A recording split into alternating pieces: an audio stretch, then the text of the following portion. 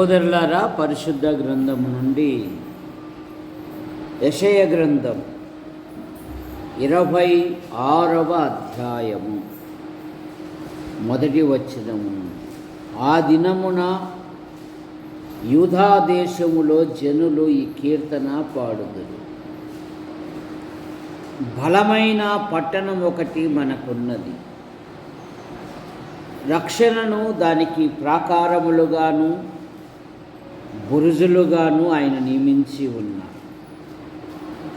సత్యము ఆచరించు నీతిగల జనము ప్రవేశించున్నట్లు ద్వారములను తీయుడి. ఎవని మనసు నీ మీద ఆనుకొనును వానిని పూర్ణ శాంతి గలవానిగా కాపాడుదు. ఏలయనగా అతడు నీయందు విశ్వాసముంచి ఉన్నాడు. యెహోవా యెహోవయే నిత్య ఆశ్రయ దుర్గము. యుగ యుగములు యెహోవాను నమ్ముకొనుడి. గ్రంథం 26వ అధ్యాయములో ఒక చక్కని పాట దేవుని ప్రజలు ఏమని సాక్ష్యం ఇస్తున్నారు అంటే, పాట పాడుతూ, బలమైన పట్టణము మనకు ఒకటి ఉన్నది, రక్షణను దాని ప్రాకారములుగాను బురుజులుగాను ఆయన నియమించి ఉన్నాడు. సత్యము ఆచరించు నీతిగల జనము ప్రవేశించినట్లు ద్వారములను తీయు. మనము ఒకప్పుడు పాపముల చేత దోషముల చేత అపరాధముల చేత మునుపు శరీర కోరికల ఇచ్చ ప్రకారం నడుచుకొనుచు దేవుని ఉగ్రతకు గురి అయి ఉన్నాం. ఆయన మనలను ప్రేమించి తన రాజ్య నివాసులుగా చేశాడు. ఆయన మనలను ఏర్పరచుకున్నాడు. ఎప్పుడు ఏర్పరచుకున్నాడు? జగత్ పునాది వేయబడక మునిపే. మొదటి పేతురు పత్రిక 2:9లో పేతురు గారు ఏమంటారంటే, ఆశ్చర్యకరమైన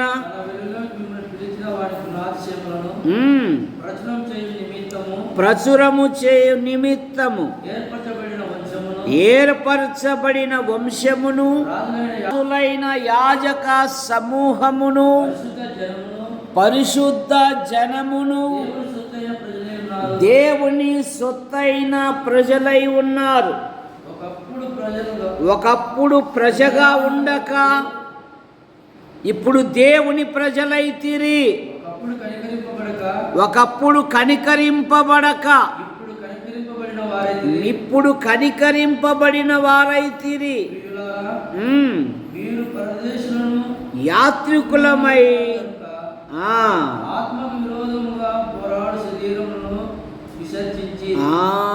శరీర ఇచ్ఛలను శరీరమును విసర్జించి ఏర్పరచబడిన వారము,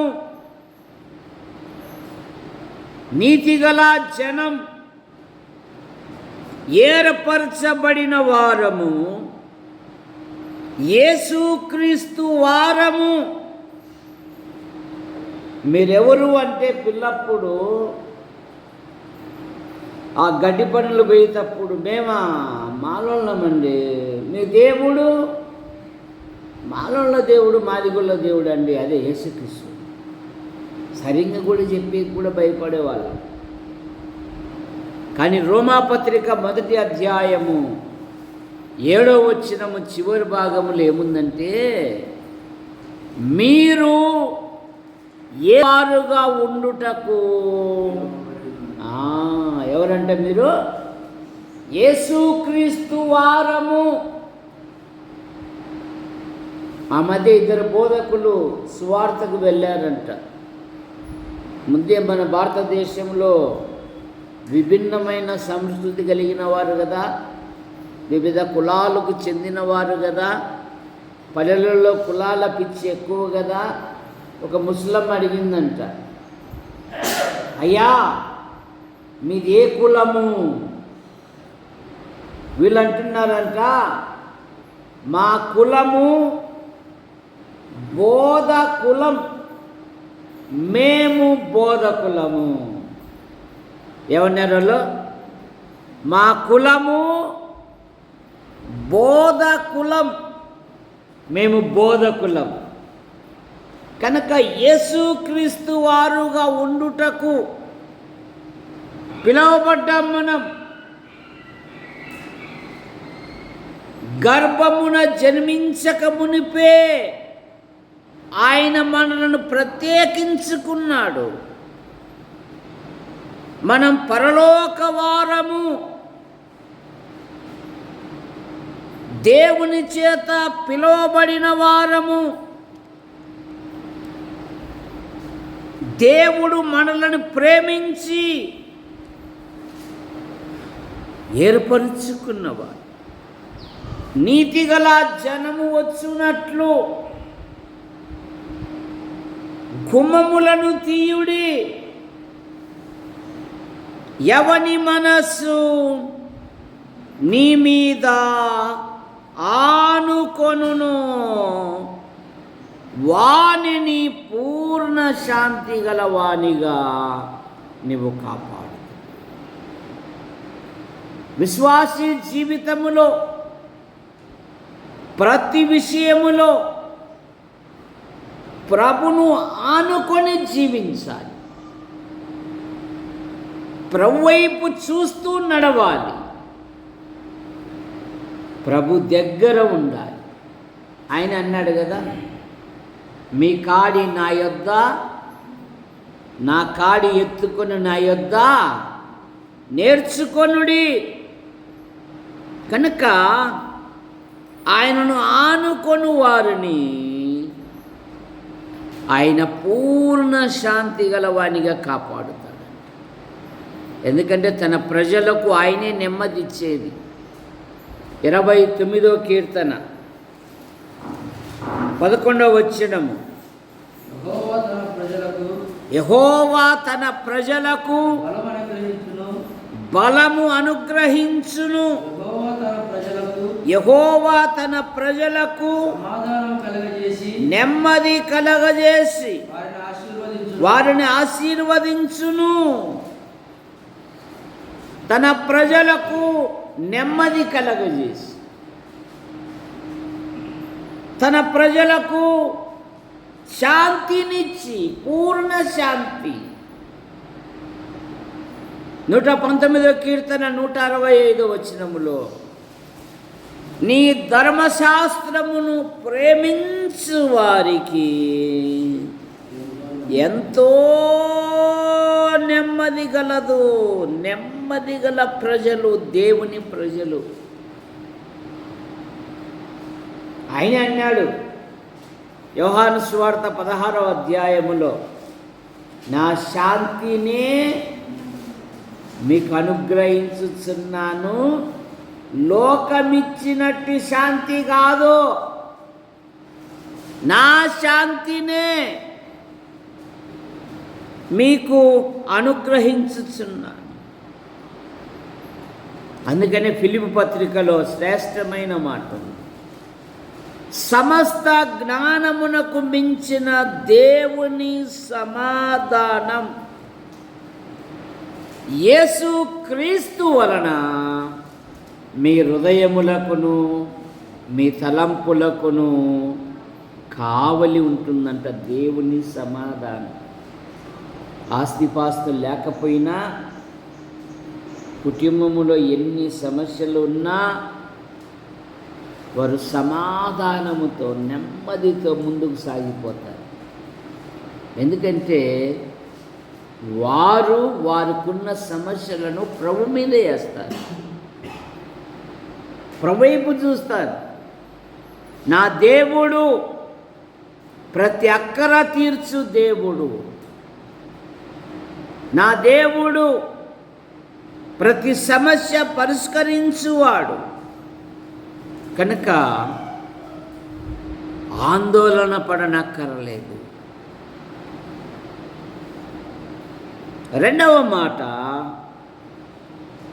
ఆయనను ఆశ్రయించిన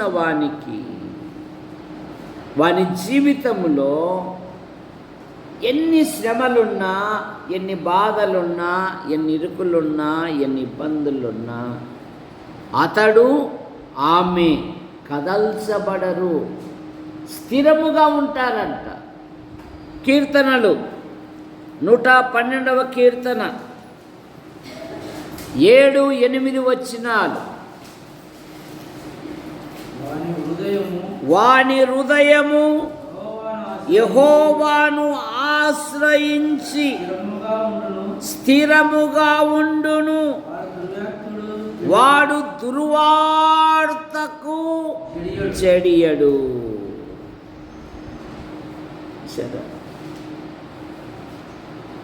వాడు దుర్వార్తకు చెడియడు.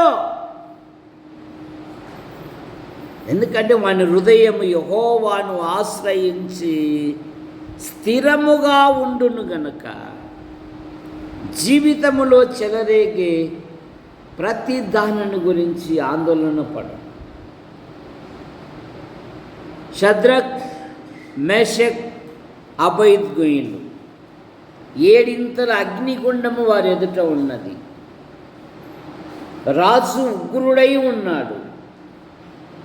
కానీ వారి విశ్వాసము ఎలాంటిది? ఇస్సాకు ఎలాంటిది? మండుచున్న వేడిమి గల ఈ అగ్నిగుండము నుండి తప్పించి రక్షించుటకు మా దేవుడు నీకు జవాబు చెప్పవలసిన చింతే మాకు లేదు అన్నారు భక్తులు.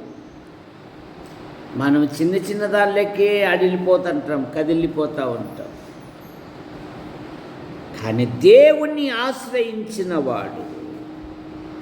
వాడు స్థిరముగా ఉంటాడు. ఎందుకంటే వాడు క్రీస్తు అనే బండ మీద దేవుడు ఆయనను స్థిరపరిచాడు. 40 కీర్తన 1-2 వచనాలలో యెహోవా కొరకు నేను సహనముతో కనిపెట్టుకొంటిని, ఆయన నాకు చెవి ఎగ్గి నా మొరాలకించెను. నాశనకరమైన గుంటలో నుండి, జిగటగల దొంగ ఊబిలో నుండి ఆయన నన్ను పైకెత్తెను. నా పాదములు బండ మీద నిలిపి నా అడుగులు స్థిరపరచెను. అంతగా నేను కదల్చబడను అన్నాడు భక్తుడు. యేసు ప్రభు వారు అన్నారు కదా మత్తయి సువార్త 7:24లో, నా మాట విని వాటి చొప్పున చేయుచు జీవించువాడు బండ మీద తన ఇల్లు కట్టుకొనిన బుద్ధిమంతుని పోలి ఉండు. వాన వచ్చెను, వరదలు వచ్చెను, గాలి విసిరి అది పడలేదు. దాని పునాది బండ మీద స్థిరముగా ఉన్నందున అది పడలేదు. వారి విశ్వాసములో చంచలులు కాలేదు వారు.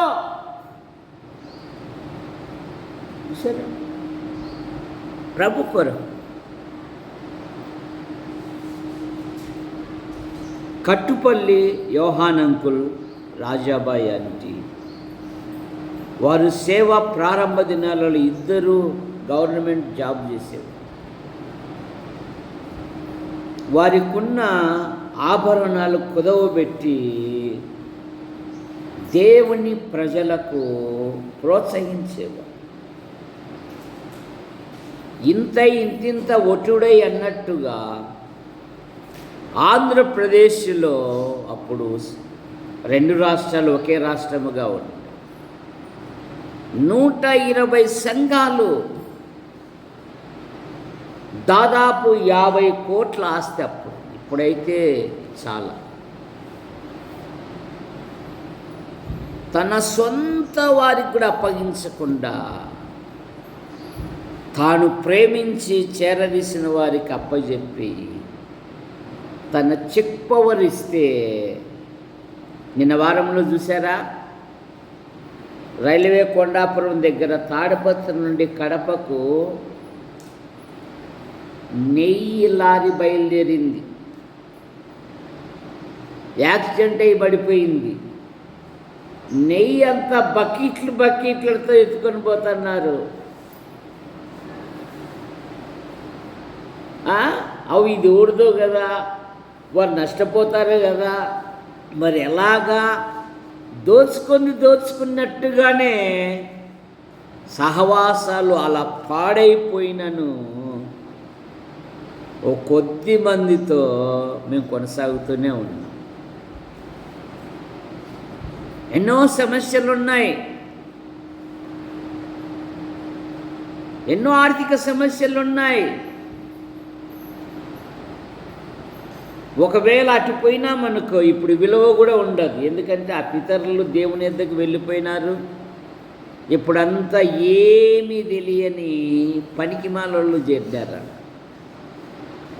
మనం పోయినా కూడా ఆ విలువ పోతుంది. నేను అన్నాను, నా ఒంటిలో ప్రాణం ఉన్నంత వరకు నేనైతే మీతో కలవను. మరణం వరకు నాకున్న దాంట్లో నేను నమ్మకంగా ఉంటాను. ఒక్కోసారి వారి కుమారులను సరిచేసినందుకు ఒకసారి వారు నాకు ఇచ్చే ఈవిని కూడా ఇవ్వలేదు. ఎందుకు ఇవ్వలేదు అని కూడా నేను అడగలేదు. ఒక సత్యము కోసం నిలబడినప్పుడు సాతానుడు ఏదో ఒక రూపాన ఎలాగైనా కదిలించుటకు ప్రయత్నం చేస్తాడు.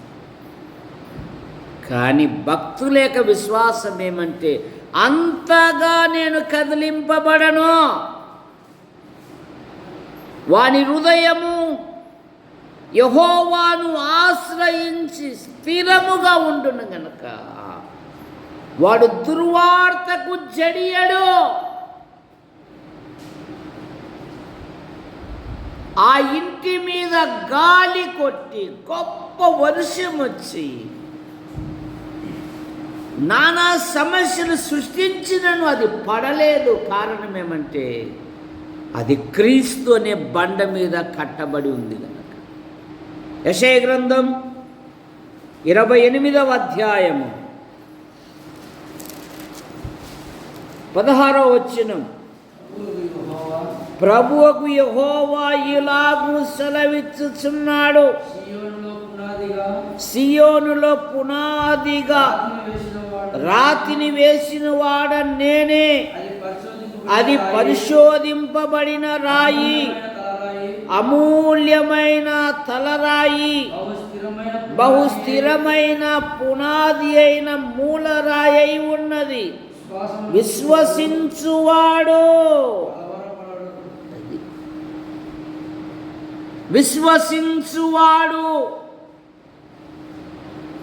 కలవరపడడు. కలవరపడకుడి అని ఎవరు చెప్పారు? జ్యోతిర్మయ్ ఎవరు చెప్పారు? గట్టిగా యేసు ప్రభే చెప్పాడు యోహాను సువార్తలో, మీరు కలవర పడకుడి అన్నారు. కలవరపడడు విశ్వాసి, ఆందోళన పడడు విశ్వాసి. ఎందుకంటే అది పరిశోధింపబడిన రాయి, బహు అమూల్యమైన రాయి. దాని యందు విశ్వాసముంచువాడు స్థిరముగా ఉంటాడు. ప్రభునందు విశ్వాసముంచువాడు స్థిరముగా ఉంటాడు. 1 పేతురు పత్రిక ఇంకా నీకు అర్థం కావాలి అంటే 2వ అధ్యాయం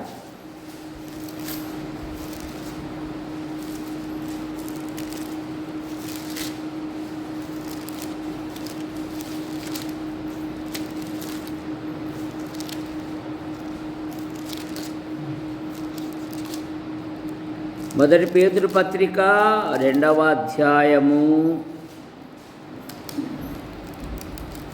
5వ వచనము నుండి ప్రారంభం.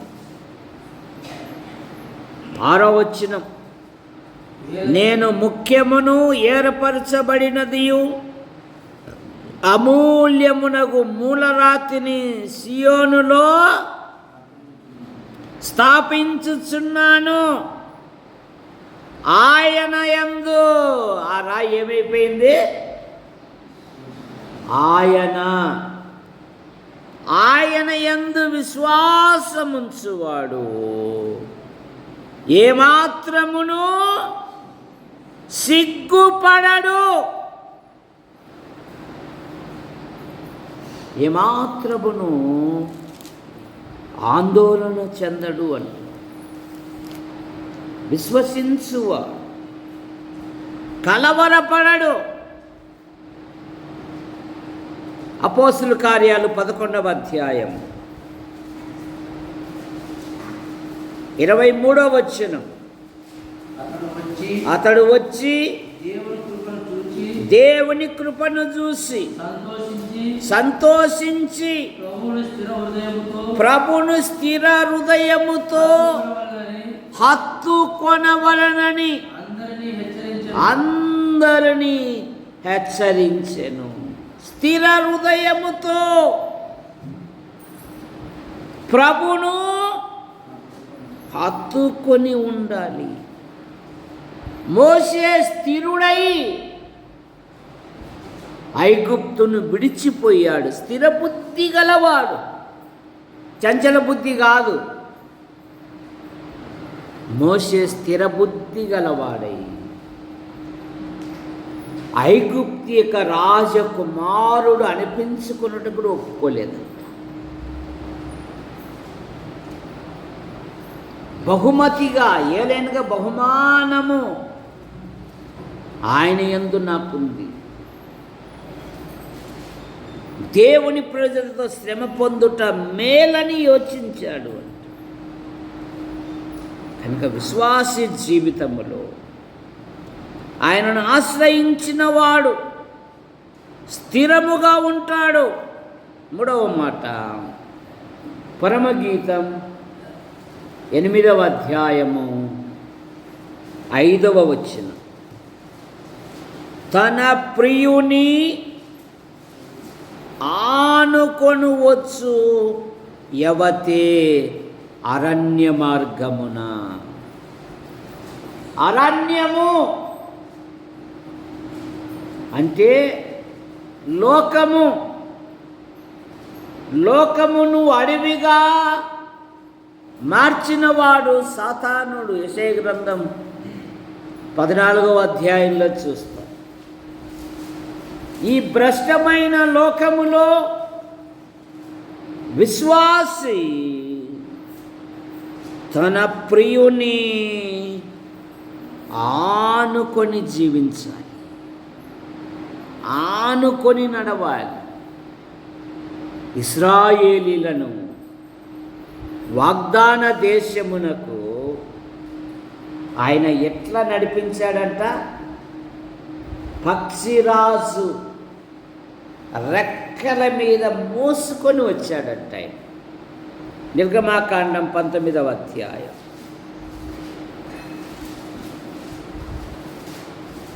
4వ వచనం,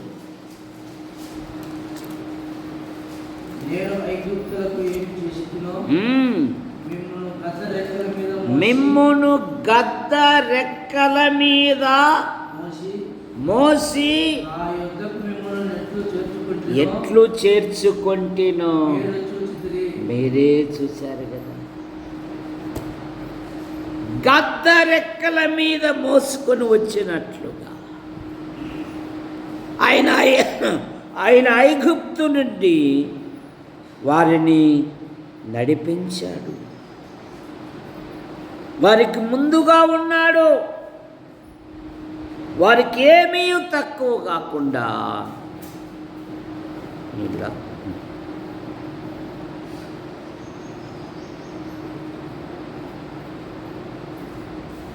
40 సంవత్సరములు ఆశ్చర్యకరంగా పోషించాడు. తన ప్రియుని ఆనుకొని వచ్చినది ఎవరి? ప్రియుడు మన ప్రభువైన యేసుక్రీస్తు వారు. ఆయన బాప్తీసం తీసుకుంటున్నప్పుడు, ఈయన నా ప్రియ కుమారుడు, ఇతని యందు నేను, మనము మన చేష్టల వలన, మన అలవాట్ల వలన, మన ఇచ్చల వలన, రోమాపత్రిక 5వ అధ్యాయములో మన చిట్టా ఉంది. మనం పాపులమై ఉండగా, మనం భక్తిహీనులమై ఉండగా, మనం శత్రువులమై ఉండగా, మనలను తన ప్రియులైన పిల్లల వలె చేసుకొనుటకు ఆయన బలిగాను అర్పణముగాను మన కొరకు అర్పించుకున్నాడు, అప్పగించుకున్నాడు. ఆయన మనకు ప్రియుడు, మనము ఆయనకు ప్రియులము. గుర్తుపెట్టుకో,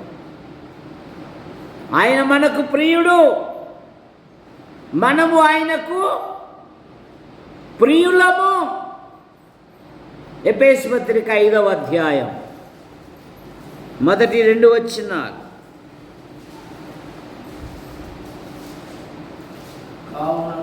కావున మీరు ప్రియులైన పిల్లల వలె దేవుని పోలి నడుచుకొనుడి.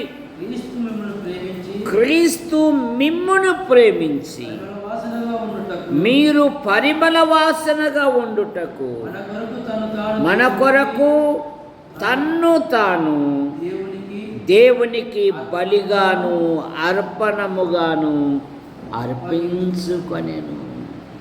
మన కొరకు ఆయన మనకు ప్రియుడు, మనం ఆయనకు ప్రియులము. నీ కొరకు నా కొరకు తన ప్రాణము పెట్టి ఆయన సంపాదించుకున్నాడు. వేల పెట్టి పూలు కొంటావు, పక్కింటిలకు 1 గంట ఇచ్చినావు అనుకో, నిద్ర వస్తుందా నీకు? వస్తుందా నిద్ర? మేము ఎంతసేపు అయినా ఫోన్ తీసుకుపోయి వాళ్ళు ఏదో పక్కన ఉండారు కదా, వాళ్ళ బంధువులు ఏదో ఫోన్ చేసి ఇచ్చే, ఓయమ్మా ఇంతసేపు అయితే ఈసారికి నేను ఇయ్యను పో. సార్, విలువైన వస్తువుల మీద అంత ప్రేమ కలిగి ఉండవే. ప్రియుడైన దేవుడు నీ కొరకు ప్రాణం పెట్టి తన స్వరక్తం ఇచ్చి నిన్ను సంపాదించుకున్నాడు కదా, నిన్ను కొనుక్కున్నాడు కదా. మరి ఆయనకి ఎట్లా జీవించాలా నువ్వు?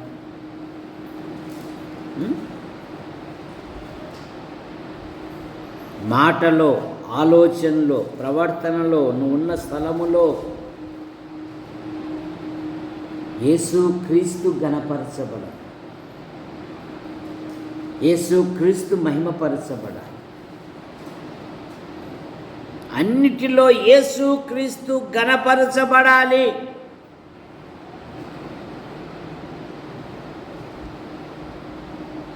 యోహాను సువార్త 13వ అధ్యాయము 23వ వచనం. యేసు ప్రభు 12 మంది శిష్యులలో వారి పేర్లున్నాయి. కానీ ఒక ఆయన అయితే ఆయన హెచ్చవలెను.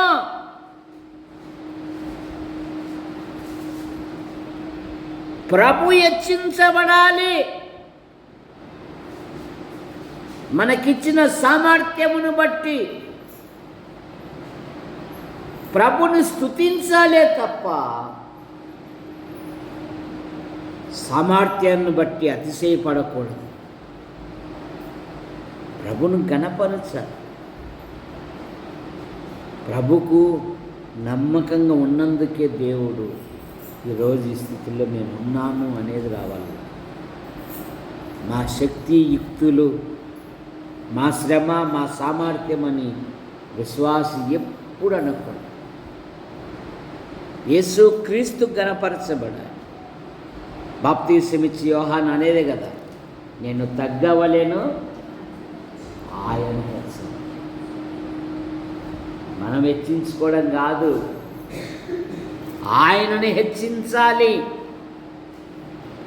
ఆయనను గణపరచాలి. ఆయన రొమ్మును ఆనుకొని ఉన్నవాడు 5 మార్లు తన మాటను రాయించుకున్నాడు. యేసును ప్రేమించిన వాడు యేసు రొమ్మున ఆనుకొని ఉన్నవాడు. విశ్వాస జీవితంలో ప్రతి విషయములో ప్రభును ఆనుకొని జీవించాలి. ఇంత గొప్ప